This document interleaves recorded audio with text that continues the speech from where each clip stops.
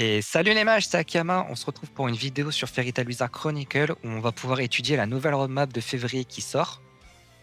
Elle est sortie à 11h30. Nous avons même un membre de la communauté française. Grand merci à toi, Kanaya, pour l'avoir traduit. On va pouvoir regarder ce qu'on va devoir économiser pour les futures courses et les nouveaux persos qui vont arriver.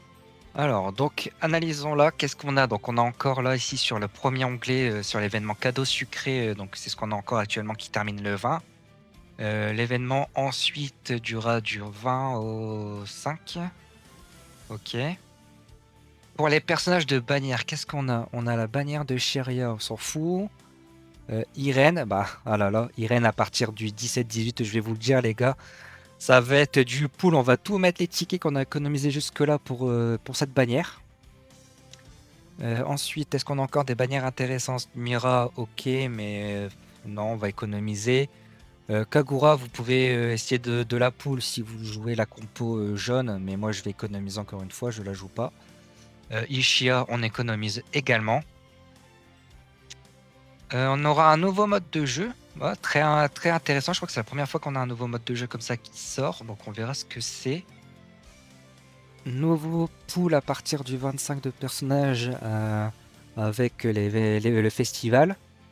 Donc la dernière fois dans le gacha, on avait eu Mavis. Et en personnage de festival, on avait eu Miragen Satan Soul. Donc on verra ce qu'on aura cette fois-ci, sachant que la dernière fois on pouvait choisir soit Miragen, soit Jelal dans le festival. Donc est-ce qu'on va encore pouvoir choisir n'importe quel perso des festivals précédents ou c'est que les deux derniers? On verra bien, donc on va rester à l'affût sur l'événement. Au niveau des courses, on a bien la course de Lévi qui est actuellement. Course Exceed, course d'un week-end de classement, donc là ça dure que 2 jours. Donc pour les courses que de un week-end, donc pour l'Exceed Dragon personnage, il faut garder juste ce qu'il faut de ressources parce qu'il n'y a pas de classement, donc pas besoin de surmettre dans cet event. Mais dans tous les cas, je vous mettrai en description ce qu'il faut en ressources pour chaque événement. Ensuite, course de Makarov, de Kana, de Lévi encore et de Remakarov. Ouais, je pense qu'en fait, ça fait juste une boucle comme ça. Je pense que ça fait Lévi, Makarov, Kana, Lévi, Makarov, Kana, je pense.